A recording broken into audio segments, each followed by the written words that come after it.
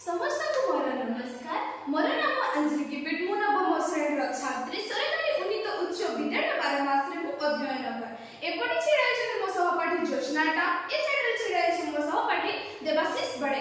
आमे मिसी करी गोटे छोट प्रोजेक्ट तयारी करछु। सेही प्रोजेक्ट रो नाम हैला प्लास्टिक प्रदूषण किपरि कमेबा। प्लास्टिक रो व्यवहार आजिकार पृथ्वीर सबुठार बड़ असुविधा। वर्तमान जुग को प्लास्टिक रो जुग करिले भूल नुहे, कारण प्रत्येक विद्यालय रे प्लास्टिक रो व्यवहार एबे प्राय आकाश छुई जाई छी। जो प्लास्टिक रो नष्ट हेबा पय हजार हजार वर्ष लागि जाउची, सेही प्लास्टिक रो व्यवहार आज प्रति घरे, प्रति दुकाने, प्रति स्थान रे व्यवहार करा जाउची, जहा गोटे बड़ विपद को नै आसुची। आगामी भविष्य एही विपद रे सम्मुखीन होई पारिबो। तेणु आमे एही विपद केपरि आम आगामी भविष्य को रक्षा करि पारिबा तापे आमे गोटे छोट प्रोजेक्ट तयारी करिछु। जो प्रोजेक्ट को आमे प्लास्टिक बोतल द्वारा तयारी करिछु। प्लास्टिक बोतल द्वारा अनेक जिनिस तयारी हेई पारिबो, फुलदानी, टोकेई, अनेक प्रकार इत्यादि बहुत एमिति जिनिस जहा आमे प्लास्टिक बोतल, प्लास्टिक जिनिस माध्यम रो करि पारिबा।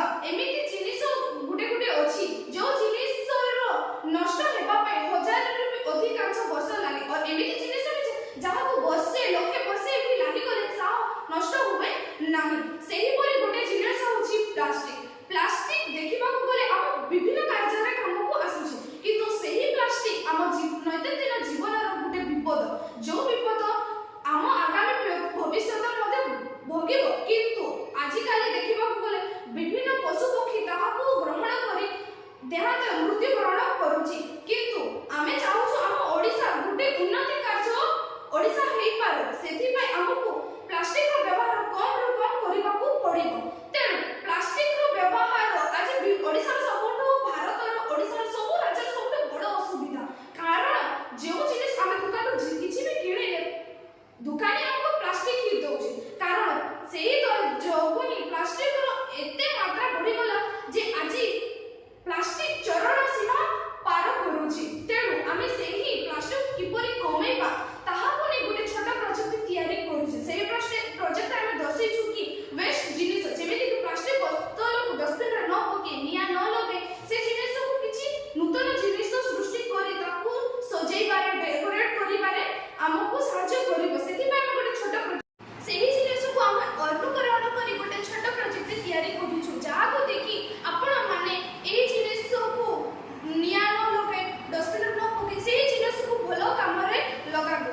ताको अनुकरण करी आमे गुटे छोट प्रोजेक्ट तयारी करछु। सेही प्रोजेक्ट होछि एहा को आमे तयारी करी सोशल मीडिया ने इंटरनेट, फेसबुक आदि आपण पठांतु, जणातु लोक मानकु कि बोतल रो सद उपयोग करी सेमाने डस्टबिन न पके, निया न लगे, एही प्रकार जिनिस तयारी करी ताकू निर्दिष्ट काम रे व्यवहार करंतु। तेणु हमर आह्वान होचे प्लास्टिक को निया लगैले मध्ये अनेक प्रकार विपदर सृष्टि होउचे।